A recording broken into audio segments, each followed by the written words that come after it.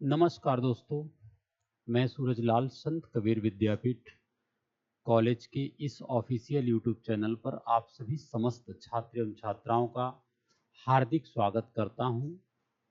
आइए हम लोग इंडियन पॉलिटी एंड गवर्नेंस संविधान का पहला भाग जो कि है संघ एवं उसका राज्य क्षेत्र, भारतीय संघ एवं उसका राज्य क्षेत्र के बारे में क्या इम्पोर्टेंट है, भारतीय संघ एवं उसका राज्य क्षेत्र तथा राज्यों के पुनर्गठन के मामले में क्या इम्पोर्टेंट है, इसके ऊपर चर्चा करते हैं। संविधान का भाग फर्स्ट आर्टिकल 1 से लेकर 4 तक के बीच बताया गया है। ठीक है। आर्टिकल 1 के अनुसार भारत अर्थात इंडिया राज्यों का संघ होगा, यूनियन ऑफ स्टेट होगा। भारत के किसी भी राज्य को संघ से अलग होने का अधिकार नहीं है, क्योंकि ये किसी समझौते का परिणाम नहीं है। केंद्र ने राज्यों का निर्माण किया है, इसलिए आर्टिकल 2 में लिखा गया है कि भारतीय संघ में नए राज्यों का प्रवेश या स्थापना की शक्ति संसद के पास है। आर्टिकल 2 में लिखा गया है कि भारतीय संघ में किसी नए राज्यों का प्रवेश या स्थापना की शक्ति संसद के पास है। आर्टिकल 3 में नए राज्यों का निर्माण और उसके सीमाओं क्षेत्रों में परिवर्तन के बारे में बताया गया है। आर्टिकल 3 में नए राज्यों का निर्माण, उसके सीमाओं क्षेत्रों में परिवर्तन के बारे में बताया गया है। ठीक है। और यह भी शक्ति संसद के पास है। ठीक है। और देखिए, चाहे नए राज्यों का प्रवेश हो, आर्टिकल 2 के अनुसार प्रवेश हो, स्थापना हो, या आर्टिकल 3 के अनुसार नए राज्यों का निर्माण हो, राज्यों के क्षेत्रों, सीमाओं, नामों में परिवर्तन हो। ठीक है। संसद के पास ऐसी शक्ति है, लेकिन ऐसा कार्य करने से पहले राष्ट्रपति के पास विधेयक, राष्ट्रपति की पूर्वानुमति से ही ऐसा कार्य संसद में होता है। ठीक है। ऐसा कार्य जो है राष्ट्रपति के पूर्वानुमति से ही ऐसा कार्य होता है। ठीक है। राष्ट्रपति की अनुमति पहले लिया जाता है, और यह व्यवस्था आर्टिकल 368 में संशोधन के तहत नहीं माना जाता है, जो कि आर्टिकल 4 में ऐसा साफ साफ लिखा गया है कि जो भी ये संसद की शक्ति है, इसे आप संशोधन के तहत, जैसे 368 के संशोधन के दायरे में नहीं रख सकते हैं। और ये जो भी कार्य है, चाहे आर्टिकल 2 का हो, चाहे आर्टिकल 3 में हो, ऐसे कार्य हम साधारण बहुमत से, ठीक है, ऐसे कार्य हम साधारण बहुमत से राज्यों में प्रवेश, स्थापना या राज्यों का निर्माण, सीमाओं में परिवर्तन कर सकते हैं। ठीक है। ये हो गया। राज्यों के क्षेत्रों में जो शामिल है भारत के राज्य क्षेत्र में, राज्यों की राज्य क्षेत्र, जैसे आपको पता है भारत में 28 राज्य हैं। ठीक है। 28 राज्य हैं। ठीक है। और आप देखते हैं 8 लगभग संघ शासित प्रदेश हैं। 8 जो है संघ शासित प्रदेश हैं। ठीक है।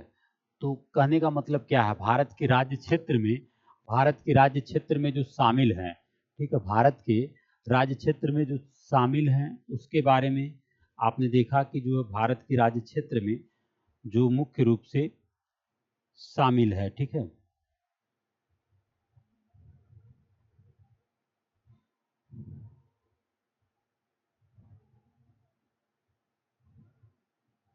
ठीक है। भारत के राज्य क्षेत्र में शामिल है।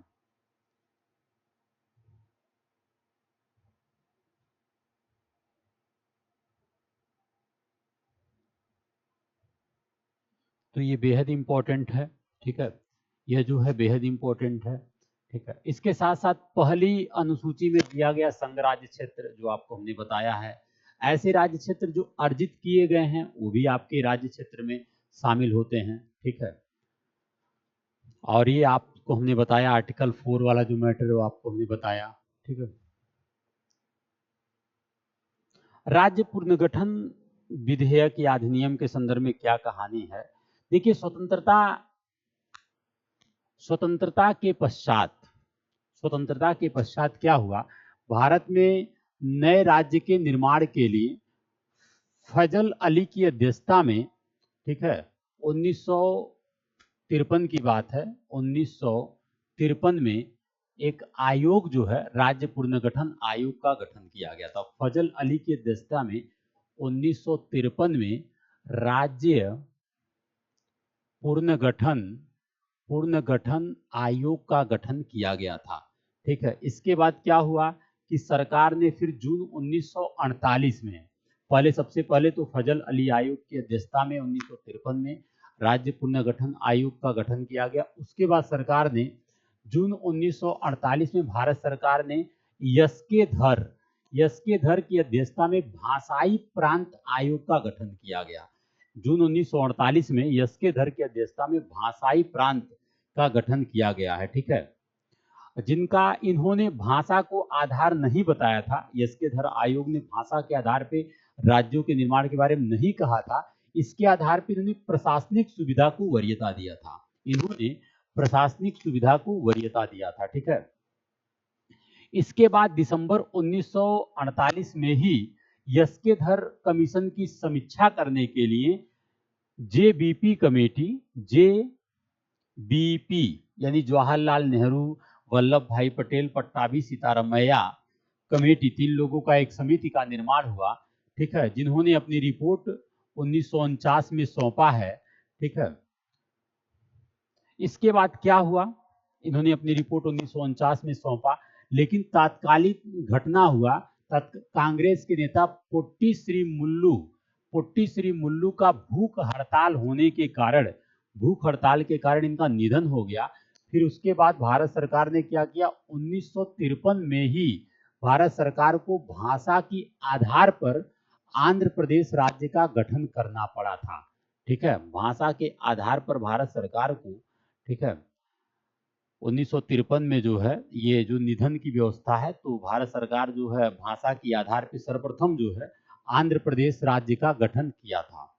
ठीक है, इसके साथ साथ 7वीं संविधान संशोधन अधिनियम 1956 द्वारा 1 नवंबर 1956 को 14 राज्य और 6 केंद्र शासित प्रदेश का गठन सर्वप्रथम हुआ था। ये भी इंपॉर्टेंट फैक्ट है जो आपको जानना है। ठीक है, इसके साथ एक इंपॉर्टेंट बात है कि भारतीय संविधान के साथ राज्यों की संघ की स्थापना की गई है। इसमें राज्यों को संघ से अलग होने का अधिकार नहीं है। ठीक है, क्योंकि यह किसी प्रकार का समझौता का परिणाम नहीं है कि अलग हो सकते हैं, बिल्कुल नहीं अलग हो सकते हैं। ठीक है, नेक्स्ट टॉपिक हम लोगों का सिटीजनशिप। नेक्स्ट टॉपिक है सिटीजनशिप, नागरिकता क्या है। भारतीय संविधान के भाग 2 में आर्टिकल 5 से लेकर 11 तक 5 to 11 के बीच नागरिकता का प्रावधान किया गया है। आपको पता है कि भारत में एकल नागरिकता है। ठीक है, जबकि वही, चूंकि एकल नागरिकता ऐसा नहीं कि भारत में राज्य का अलग नागरिक है, केंद्र का अलग, ऐसा कुछ नहीं। भारत में एकल नागरिकता है। वही जो है, चूंकि भारत में संपूर्ण भारत के लिए एकल नागरिकता की व्यवस्था, जबकि अमेरिका में दोहरी नागरिकता, राज्य का अलग है और संघ केंद्र का अलग है। ठीक है, अच्छा, नागरिक कौन होता है? नागरिक ऐसे व्यक्ति को कहा जा सकता है जो राज्य की ओर से सभी राजनीतिक और नागरिक अधिकार प्राप्त किए गए हों, जिन्हें राज्य की ओर से सभी राजनीतिक और नागरिक अधिकार प्राप्त किए गए हों। ठीक है, इसके साथ साथ संसद को आप जान लीजिए कि नागरिकता संबंधी कानून बनाने का अधिकार है। ठीक है, सर्वप्रथम नागरिकता अधिनियम 1955 संसद ने ही ये कानून बनाया था। इसके बाद भी सरकार ने बहुत सारा कानून बनाया। अभी हाल ही में 2015 का कानून था। फिर सरकार ने CAA के संदर्भ में, NRC के संदर्भ में बहुत सारा कार्य किया। तो ये सब इंपॉर्टेंट बातें हैं। ठीक है, एक बात और जान लीजिए कि नागरिकों और विदेशी नागरिकों को जो प्राप्त अधिकारों में अंतर है। देखिए, भारतीय नागरिक और विदेशी नागरिक को ये अधिकार नहीं है। आर्टिकल 15 नहीं है, 16 नहीं है, 19 नहीं है, 29 नहीं है, 30 नहीं है। यानी आर्टिकल 15, 16, 19, 29, 30 यह अधिकार सिर्फ और सिर्फ भारतीय नागरिकों के पास है। 15, 16, 19, 29, 30 अन्य बाकी अधिकार, जैसे आप आर्टिकल 14 रख सकते हैं, विधि के समक्ष समता, आर्टिकल 20 रख सकते हैं, आर्टिकल 21 रख सकते हैं, 22, 23, 24, 25, 26 ये विदेशियों को भी प्राप्त मूल अधिकार है, लेकिन 15, 16, 19, 29, 30 सिर्फ जो है नागरिकों को प्राप्त है। ठीक है, अब हम लोग बात करते हैं भारत में नागरिकता प्राप्त अर्जन करने का शर्त जो है क्या है। 5 प्रकार की शर्त है। वो शर्त है कि अगर जन्म से नागरिक है तो फिर नागरिकता तो मिलेगा। जिसका जन्म 26 जनवरी 1950 को या उसके बाद जो भारत में जन्मे सभी व्यक्ति भारत के नागरिक होंगे, आप जान ही रहे हैं। ठीक है, वंशानुगत के आधार पर अगर कोई व्यक्ति 26 जनवरी 1950 से जन्मे व्यक्ति के जन्म के समय, ठीक है, अगर उसका पिता या कोई माता, ठीक है, नागरिक है और बच्चे का जन्म उसके बाद 26 जनवरी 1950 के बाद अगर बच्चे का जन्म कहीं और होता है लेकिन उसके पिता या माता भारत के नागरिक हैं तो वंशानुगत के आधार पर नागरिक है भारत का। ठीक है, अगर उसका जन्म भारत से बाहर भी हो तब भी। ठीक है,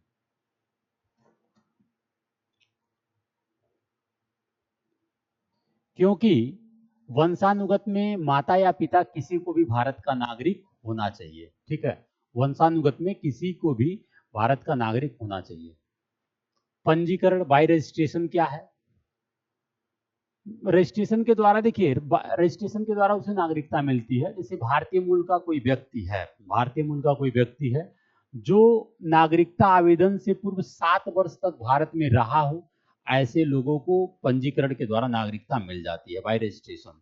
ठीक है, या कोई व्यक्ति भारतीय नागरिक से विवाहित व्यक्ति जो आवेदन देने से पूर्व 7 वर्ष तक भारत में रहा हो तो पंजीकरण के द्वारा नागरिकता मिल जाती है। ठीक है, इसके बाद आप देखेंगे देशीयकरण। देशीयकरण के द्वारा नागरिकता कैसे मिलती है? देखिए, देशीकरण में बताया गया है कि अगर कोई व्यक्ति है, ठीक है, उसे भारत की संविधान की 8वीं अनुसूची में वर्णित भाषाओं में किसी एक का अच्छा ज्ञान है, किसी एक 8वीं अनुसूची में जो भी भाषा दिए गए हैं उसमें से किसी एक का अच्छा ज्ञाता हो और अच्छे चरित्र वाला हो तो उसे देशीयकरण के द्वारा नागरिकता मिल जाता है। उसे जो है देशीयकरण के द्वारा नागरिकता मिल जाता है। ठीक है, और भी कुछ बातें हैं देशीकरण में। ऐसा भी है कि किसी ऐसे देश का नागरिक ना हो, ये भी एक कंडीशन है। किसी ऐसे देश का नागरिक ना हो जहां भारतीयों को देशीयकरण के द्वारा नागरिकता ना मिलती हो। मतलब किसी ऐसे देश का ना हो कि जहां पर उसे देशीयकरण के द्वारा नागरिकता ना मिलती हो, तो फिर समस्या हो जाएगी। ठीक है, अच्छा, देशीयकरण के द्वारा ऐसे भी व्यक्ति को नागरिकता मिल जाती है, ऐसा व्यक्ति जो विश्व शांति या मानव विकास के क्षेत्र में विशेष कार्य कर चुका हो, यदि वह भारतीय संविधान के प्रति निष्ठा रखता है तो भी उसे नागरिकता मिल जाता है देशीकरण के द्वारा। ये इंपॉर्टेंट बातें हैं, ठीक है, जो कि आपके लिए बेहद इंपॉर्टेंट है। अच्छा, इसके बाद आप जानते हैं कि अगर कोई राज्य क्षेत्र या क्षेत्र सम्मिलित हो रहा भारत के भूभाग में तो फिर उन्हें तो नागरिकता मिल जाती है आसानी से। अब हम लोग बात करते हैं नागरिकता की समाप्ति की विधियां। ठीक है, देखिए, नागरिकता की समाप्ति, नागरिकता का परित्याग करना। नागरिकता का परित्याग आप कर सकते हैं, यानी कि पूर्ण आयु क्षमता का कोई व्यक्ति, यानी कि 18 प्लस है वो, ठीक है, पूर्ण आयु क्षमता का कोई व्यक्ति जो भारतीय नागरिकता के त्याग की घोषणा कर सकता है, परंतु यदि केंद्र सरकार किसी युद्ध में व्यस्त हो, ठीक है, तो इस पर रोक लगा सकता है, तो आपका नागरिकता आप त्याग नहीं कर सकते अगर युद्ध की स्थिति है तो। ठीक है, लेकिन अगर आप नागरिकता का परित्याग कर भी रहे हैं, लेकिन यदि आपका बच्चा तब नाबालिग है, यही बच्चा जब 18 वर्ष की आयु पूर्ण कर लेगा तो वह भारतीय नागरिकता प्राप्त कर सकता है। ठीक है, यदि उसका बच्चा जो है अभी तो नाबालिग है, आपने उससे डिसीजन नहीं लिया है, लेकिन जब वो 18 वर्ष की आयु पूर्ण कर लेगा तो भारतीय नागरिकता वो ले सकता है। ठीक है, नागरिकता का त्याग में आप देखेंगे समाप्ति की विधियां में बर्खास्तगी है, ये भी बहुत इंपॉर्टेंट है कि बर्खास्त सरकार कर सकता है। कैसे मामले में? यदि किसी भी भारतीय नागरिक द्वारा स्वेच्छा से अन्य देश की नागरिकता ग्रहण करने पर उसकी भारतीय नागरिकता स्वतः समाप्त हो जाती है। ठीक है, और वंचित किए जाने पर आप जानते हैं, वंचित किसको किया जाता है? ऐसे भारतीय नागरिक जो देशीयकरण के द्वारा या पंजीकरण द्वारा भारत का नागरिक बना है, वह केंद्र सरकार के आदेश से वंचित किया जा सकता है यदि उसने ऐसा नागरिकता प्राप्ति हेतु कोई छल या झूठ का सत्यापन कराया है तो फिर वास्तविक रूप से उसे हटाया जा सकता है, वंचित किया जा सकता है। ठीक है। और वंचित में और भी आधार हैं। यदि कोई व्यक्ति या नागरिक भारत के संविधान के प्रति अनादर व निष्ठा की अभिव्यक्ति रखता है, ठीक है, तो वंचित किया जा सकता है। किसी युद्ध में जब भारत शामिल हो तो शत्रु देश के साथ अवैध रूप से कोई गोपनीय सूचना या अवैध व्यापार किए जाने के आधार पर भी नागरिकता से वंचित किया जा सकता है। ठीक है। यदि भारतीय नागरिक सामान्य रूप से भारत के बाहर 7 वर्षों से अधिक रह रहा हो, ठीक है, तो उसका भी एक कारण है। ठीक है, तो वंचित करने का एक आधार बन सकता है। ठीक है।